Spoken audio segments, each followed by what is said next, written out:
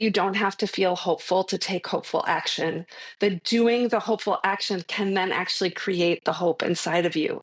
So whether that's getting active in your community, whether that is just holding space for somebody else, when you're feeling down, whether that's just tapping into your own personal strengths or supporting others, we can take positive action even if we're not feeling positive.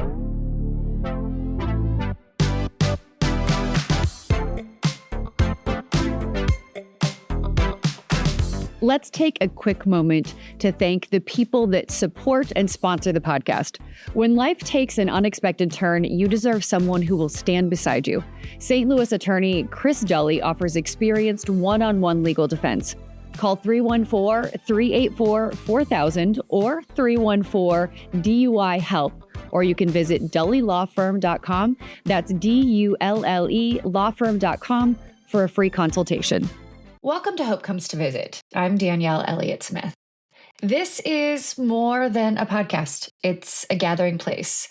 It's a place for us to open our hearts and to have honest conversations, and definitely a place where we hope that hope shows up right on time. And I'm really excited to get started today. My guest today is someone who quite literally helps people to open and understand the hopeful parts of their brains, quite literally. My friend Ann is an MSW and a certified coach. Ann Imig helps burnt out moms regain their mojo, crush their goals, and fuel their joy at home and work. In 2010, she created the storytelling series and then the book titled Listen to Your Mother. 15 years later, LTYM continues giving motherhood a microphone on stages across North America. I am so excited you're here, Ann. Thank you for joining me. Oh, Danielle, it's my pleasure. When you sent me the note that says you quite literally help people grow and build the hopeful part of their brain, I thought, that is so magical. I kind of want to sit at your feet for the end of time. Never mind. Go ahead. Oh, what I love about it is it's not magic. It feels like magic, but it's neuroscience. And what that means is you can change it and you can sustain the change, and you don't have to wait for that. Where's that bolt of inspiration going to find me? Like, it's within you, and it's just learning how to build it. So let's start at the beginning. So you and I have known each other for what feels like eons. I'm lucky enough to have known you through our blogging connections way back when. And in meeting in that time, it's, I've talked on the podcast a few times about how beautiful it is to see people evolve and their evolutions. But one of the things that's beautiful about your journey is that you've taken threads of what you were doing then and pulled them all the way through to where and who you are now. So yes, let's talk a little bit about that. Let's talk about your journey and how you started, what's been growing, and where you are now.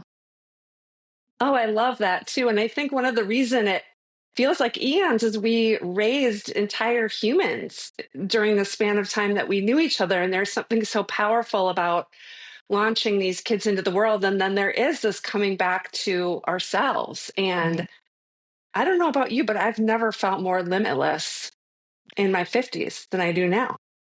It's funny that you say that, because the only thing I would take from my 30s is probably my skin texture. But other than that, I am proud of the wisdom that I have earned. I am proud of the work I've had to do to get to where I am now. And I know that I just get to keep growing and evolving and learning. And I know that there's still so much more to come. And that's exciting to me. So I realized I didn't answer your question because I just was struck by I see such ease and flow in you, and there's this moment when people realize it's maybe not just one thing, but when they find their purpose, and it's just like, boom. I mean, it just comes flying out. And so that's what I see in you. But yes, my business now is Listen Life Coaching. The storytelling project, which lives on, is Listen to Your Mother. believe it or not, I wrote my essay to get into graduate school way before blogging about listening. So it's always been a through line of my life, and I've always felt the power of listening and creating opportunities and spaces for people to listen. I actually believe that is hope in action. I think Listen to Your Mother, for people that aren't aware of it, you can look at listentoyourmothershow.com, or maybe there's a show near you. It's a storytelling show where everyday people share their story of motherhood. Whether you're a mom, you're not a mom, everyone had a mom or somebody who raised them. Everyone has a story around this topic. And when you bring people together to share their stories, hope comes alive. And it's almost like an olive branch or like an opportunity, like an open palm for people to receive other people's stories, to say, oh my gosh, me too. You're telling my story. And it's just so powerful. And that's what I do as a coach too. So there's kind of your through line. See, I love that. So I was lucky enough to participate and Listen to Your Mother here in St. Louis. And I remember when we were in Ojai and you first talked about bringing this collaborative idea into the light. And I was so excited for you then. I've been so excited to watch it evolve. And now seeing this iteration, storytelling has always been such a huge part of who I am back in my reporting days, but even now, right? That's what this is, because I think everyone has a story of hope that can inspire someone else, whether that's something they've been through or something they want to go through, or whether it's about resilience or change or challenges. I just think that listening to each other allows us to learn and grow and believe in ourselves in a different way, because that little bit of inspiration, sometimes it really is that piece of listening and recognizing our own story coming out of someone else's mouth that allows us a tiny kernel of belief that may not have been there before. Absolutely. Yes. It is so challenging to be a human, period. It's so challenging to be a human in this time. And I think the most profound change in me that I like to bring to others is how we listen to ourselves, because our brains are programmed like the ancient mammals that we are, meaning we are so dominated by the stress channel, internally, externally. And what I help people do is develop habits where they calm that stress channel and can then automatically access the more calm, positive, creative, intuitive, hopeful part of our brains. And it is a game changer. It is a life giver. I love what I do, and I love to see the change in others. See, I love that you talk about this, right? Because I've always said I'm right brain, right? Mm-hmm. By far. I mean, I can do math. I never loved science, but I've always been far more writing, speaking on the creative spectrum of sorts. But I've never considered myself an artist per se. But I like the idea that there is additional training I could do to Yeah. further grow the creative side. And I was looking through your website and you were listing off potential questions like I feel stuck, or I have this idea and I don't know where to go with it. I know I'm destined for something bigger, but I don't know exactly what it is. Or I'm not quite sure what it is I want to be when I grow up. Still, Yes. how do you get people started? So people come to me when they are on the edge of a transition, like they want to make a career move. They aren't very happy in their relationship.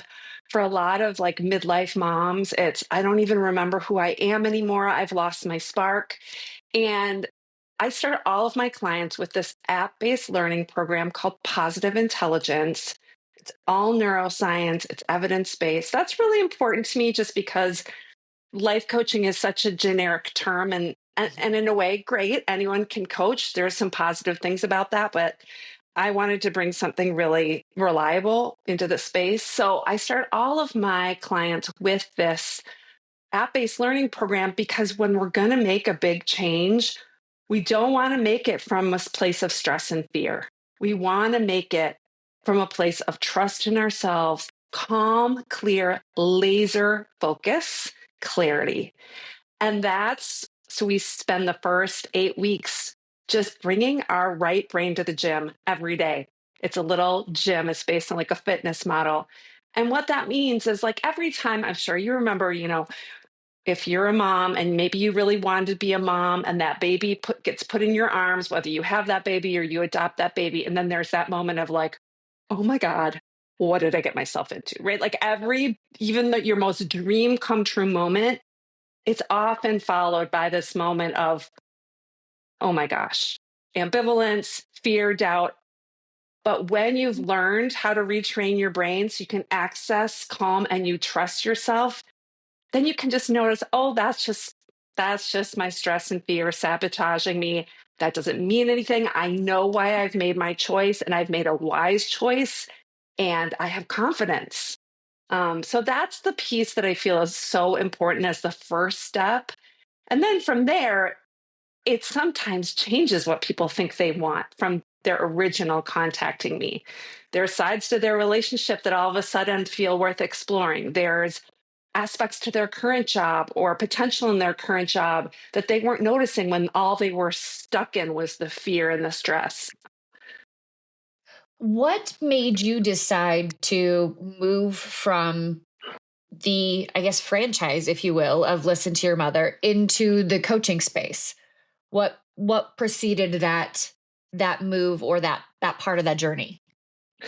Well, I had originally I was an actor and I still do that sometimes, but I had gone to get my master's in social work planning to be a therapist. And then I had babies and then I fell into blogging and it reconnected me with that actor, that performer piece of me. I loved it. It sent me in this huge joyride that ended up with Listen to Your Mother, which became this explosive phenomenon on stages all over, a book, YouTube channel, whole thing. But the people who know me the best, like I've always been an unofficial therapist. And so it was a combination of coming home to what I knew I was really meant to do in the world, and then also wrestling with my own stress. And we all have some version of the I'll be happy when. This is not a term I came up with. It's a researcher named Sonia Lubomirsky. But for some people, it's I'll be happy when I'm a certain weight. I'll be happy when I have a certain title. I'll be happy when, I have the next material thing. And it's the big lie about happiness. Mine was about achievement. If I just get that book deal, if I just get that next whatever thing, I'm going to be happy. And it was a big lie that was exhausting me and burning me out. So during the pandemic, I had a career disappointment. I had a novel that didn't sell. And I was just exhausting myself trying to fill this bucket of enough. And my therapist, my own coach, they were like, the more successful you get, the more miserable you are. Meanwhile, I have this beautiful life around me. I have this beautiful life. So I know you talk a lot about recovery on this podcast, and I think we're all addicted to something. For me, it was achievement and praise. And you can tie this stuff directly back to childhood, which is something that, is part of this work. And what you'll see is, as children, we had these strengths that helped us get what we need, help us succeed in the world. But then all of a sudden, we have these well-worn pathways in our minds that it's like a 5-year-old is dictating our way of moving through the world. And that 5-year-old just wanted to achieve, to be liked. That's an outdated operating system. So my disappointment and my knowing that when I served other people with my wisdom, with listening, it brought ease and flow into my life. All of this helped bring me into the coaching space, which is not therapy. It's different, but it uses a lot of the same skills.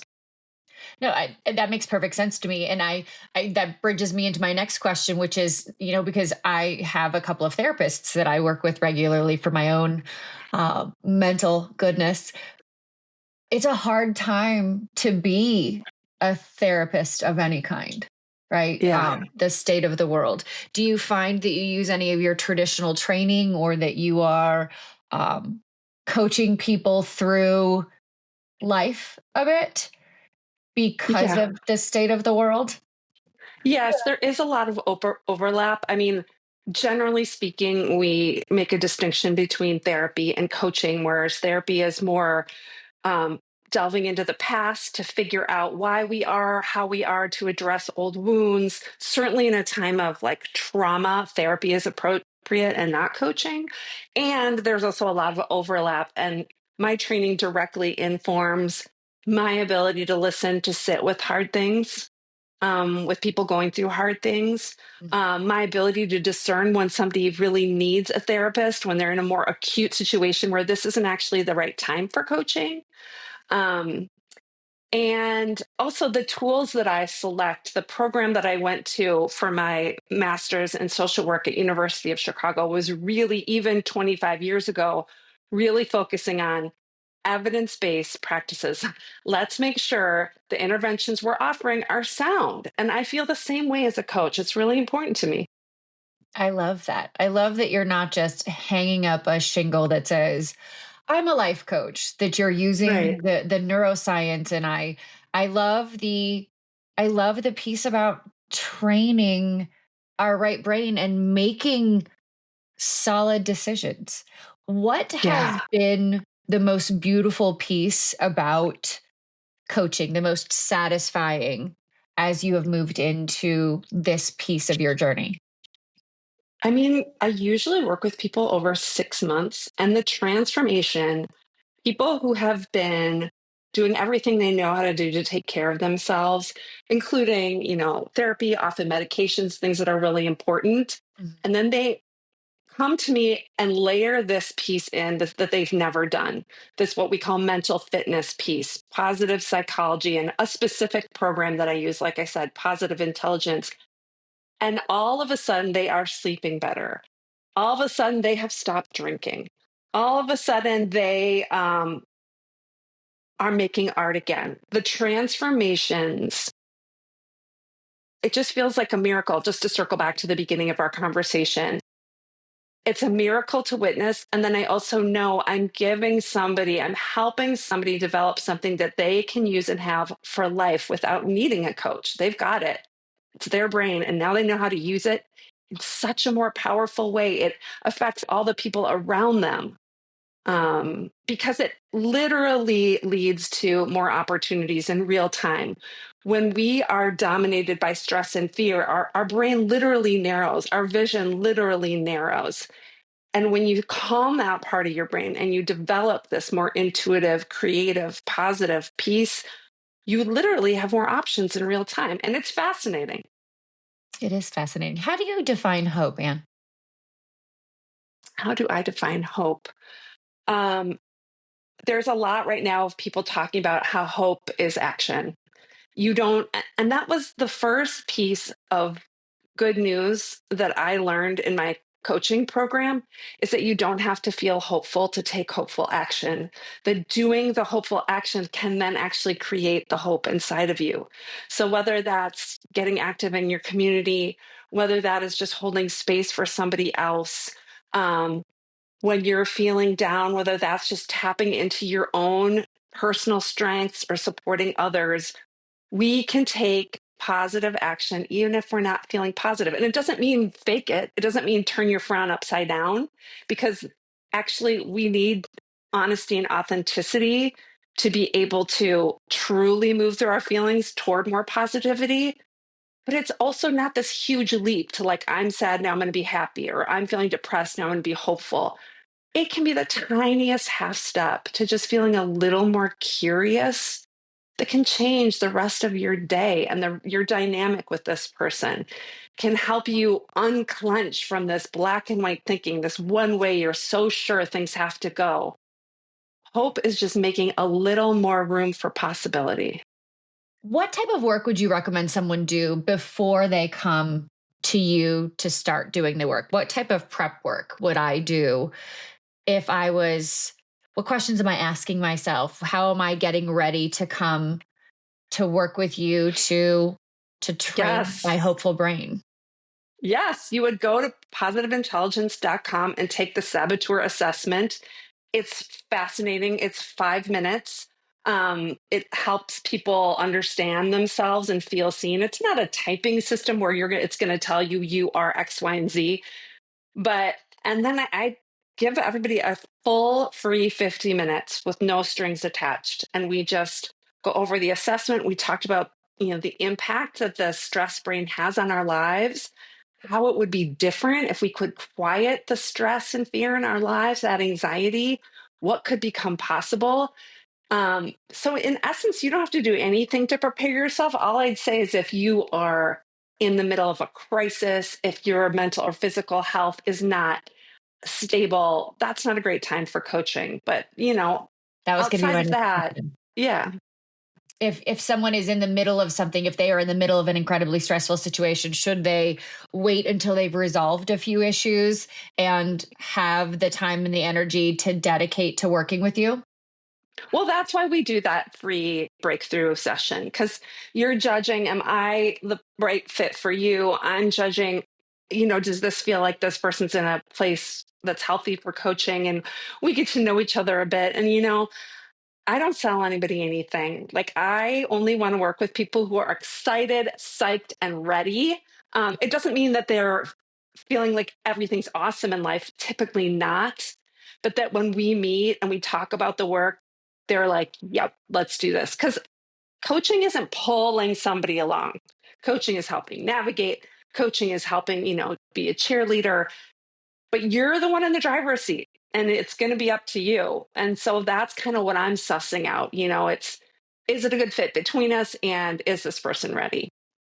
Are there any things that we could be doing on our own to get us into the right mindset of tapping into our right brain or our creativity Yes. or our calm? Yes. There are really easy 10-second exercises that you can do. I could take you through some right now if you want, Danielle. I would You love can that. either cut this or you can leave it in, No. depending. Yeah, I love it.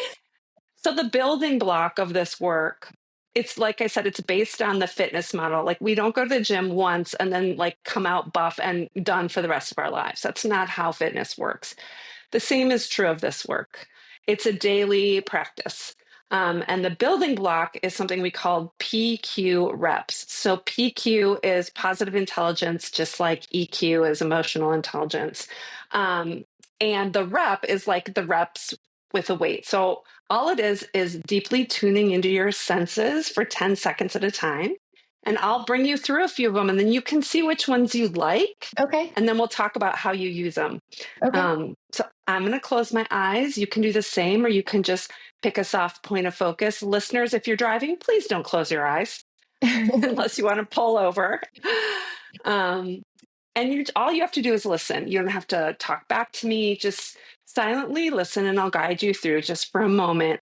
And we'll start with 3 deep breaths, just really focusing on the movement of your chest or stomach. And you can put a hand.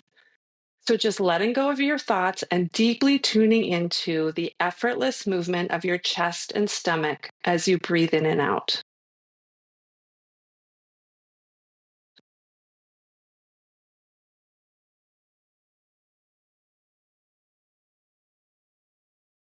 And now you're going to let your breath return to its regular rhythm, and you're going to take 2 fingers and rub them together with such attention that you can feel sensation on both fingers.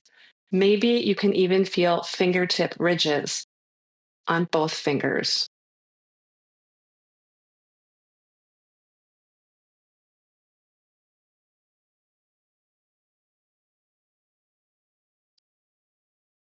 And then relaxing your hand and letting go of your thoughts.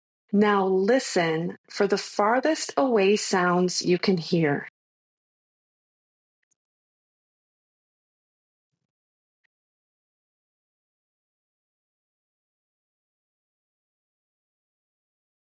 And now shifting to the closest sounds you can hear. Maybe it's the sound of your own breathing.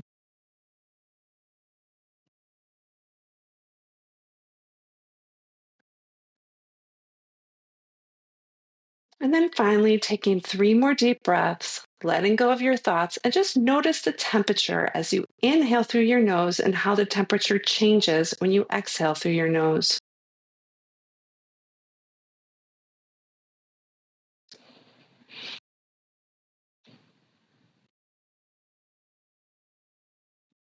Then just open your eyes and tell me how you feel.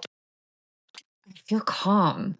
I, uh, I I love tapping into senses that way. Um, some of those are I use similar techniques. I've been very stressed lately, and so Yes. I have found myself using similar techniques, sensory techniques. Yes. What do I see? What do I hear? What do I Yes. taste? What do I smell? In order to calm myself in situations where I feel like I might lose my mind.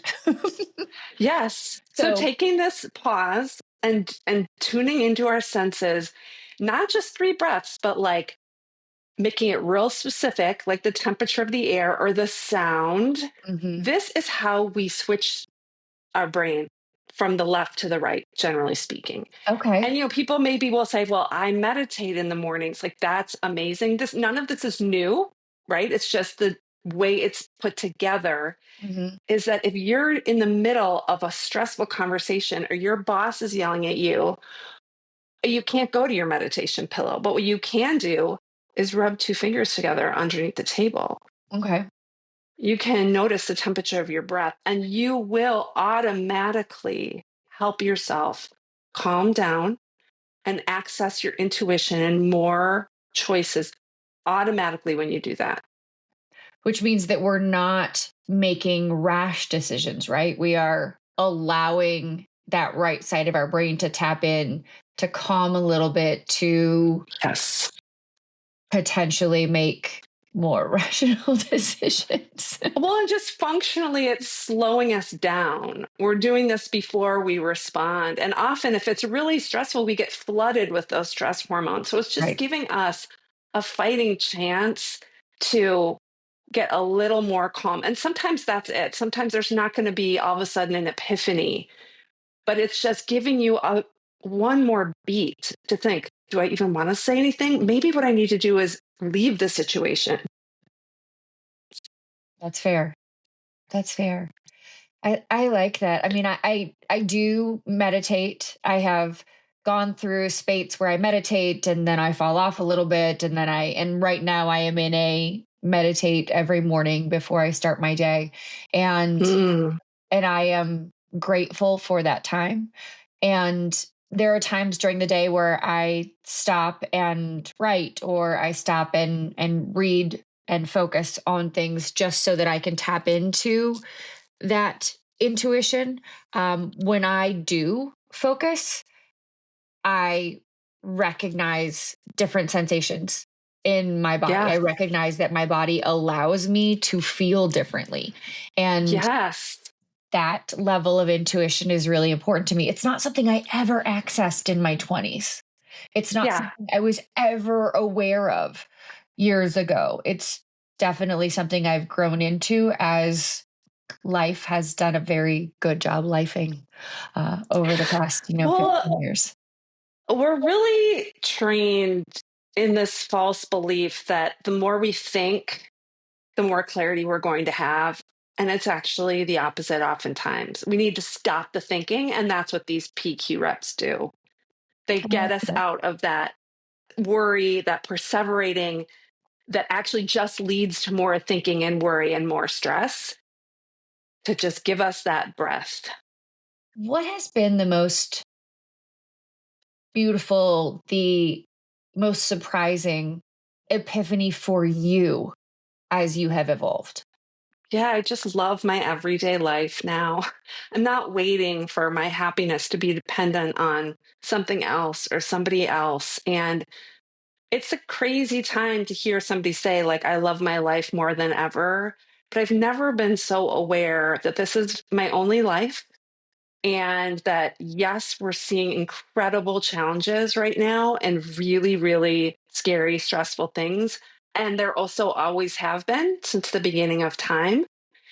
and that I'm going to be my most powerful. I'm going to be able to affect change the more I can calm down. And the last thing I'm going to do is let the negative elements of this world steal my joy. Sorry. Nope. I love that. Good for you. Where can people find you? What is the best way to find you, get in touch with you, learn how to work with you? Yeah, listenlifecoaching.com, where I'm Ann Imig on social channels, Instagram, Facebook. I'm not on TikTok, Is there LinkedIn. is there anything I didn't ask you that you'd like to share?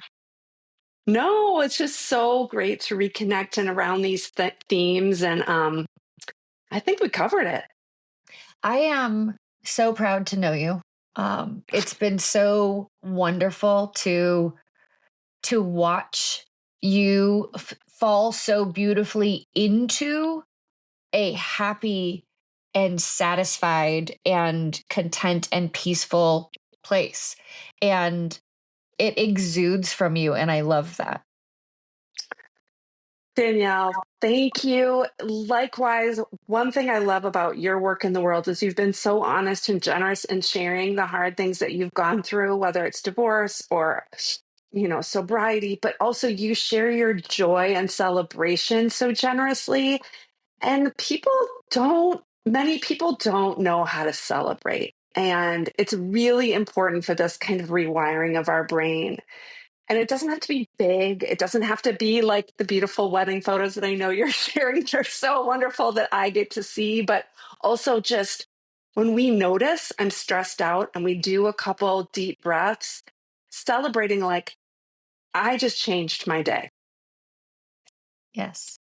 It is So, sometimes it's the small things. I mean, I shared yesterday one of our wedding pictures, but what I shared with that was that James came to me yesterday morning and said, "Hey, I just want you to know I'm proud of you."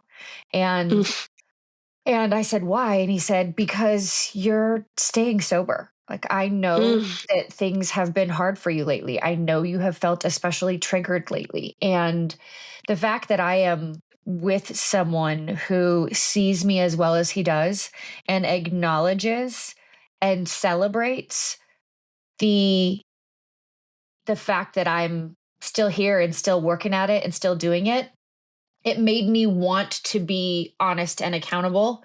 Even I'm almost 7 years in, but sometimes it's still damn hard, right? yeah. And those are the things that we don't always say, right? Like sometimes we go like, "Hey, I'm 6 years, I'm 7 years, I'm 5 years," but we don't always say. Sometimes I get so triggered that I just have to go sit at home and breathe through it. And these are the steps I take because it's imperative that I remember why I have chosen a sober life, and why I don't want to go back. But it's Well, and it's essential for staying sober and for me for um, enjoying this better mood baseline, this happier life that I have is remaining committed to being a learner. And that's what you're talking about. It's not this before and after, like I used to be this way, now I'm this way. right. Because then you close down. Like once you're like, I've got this, I'm expert, it actually makes us more vulnerable to the negative, for the previous habits or when we can just say like, yep, I'm a work in progress and it's hard sometimes. And sometimes I stumble off, but I always come back because I know how important this is to me. And I'm just committed to keeping learning about this and practicing for the rest of my life. It's funny. You just said the phrase that I never say, which is, "I've got this," right? And that's what I've always told people. That's how you know that you are in a vulnerable place when you start to say, "I've got this," because in Yeah, sobriety, we don't graduate. We don't right. get to a place where we say, like, "I'm sober, I'm good," right? If we start to find ourselves in a place where we say, "I've got this," that's when we need to double down because we've never got this. I mean, people relapse after 7, 10, 25, 40 Sure. years. And it can be detrimental to who we are. And Yeah. I don't want to be that person. So, but Yeah. When people say, I've got this, you immediately close down your brain to learning. And curiosity is literally the antidote to anxiety. Curiosity is how we stay more positive and more happy. And so we want to keep that channel open. What more can I learn? Yes. And every time we like stumble or like, I feel like I've got this, and then I have a sleepless night because I'm so stressed out. It's just a reminder of, oh, here's a new area of learning and practice. Exactly. Exactly. Well, it has been so delightful having you on here. Thank you for joining me. My pleasure, and great to see you. You too. And thank you, Keep friends. bringing hope to the world. We need it. Oh, I agree with you. We do. We do. Hope and curiosity and honesty and all the things. So, I love how you use your voice. You're outspoken on issues that are important to you, and it's not easy. I see how difficult your comment section is sometimes, and I just want to say I see you, and I really deeply appreciate your voice. thank you. I appreciate you for all of the same reasons. And thank you, friends, for joining us on this episode of Hope Comes to Visit. It is always a joy to have such soulful and honest and hopeful conversations. And I hope that you have enjoyed this one and you are willing to share it with the people you love. And until I see you again next time, take good care of you. Naturally, it's important to thank the people who support and sponsor the podcast. This episode is supported by Chris Dully, a trusted criminal defense attorney and friend of mine here in St. Louis, who believes in second chances and solid representation. Whether you're facing a DWI, felony, or traffic issue, Chris handles your case personally, with clarity, compassion, and over 15 years of experience. When things feel uncertain, it helps to have someone steady in your corner. Call 314-384-4000 or 314-DUI-HELP, or you can visit dullylawfirm.com to schedule your free consultation.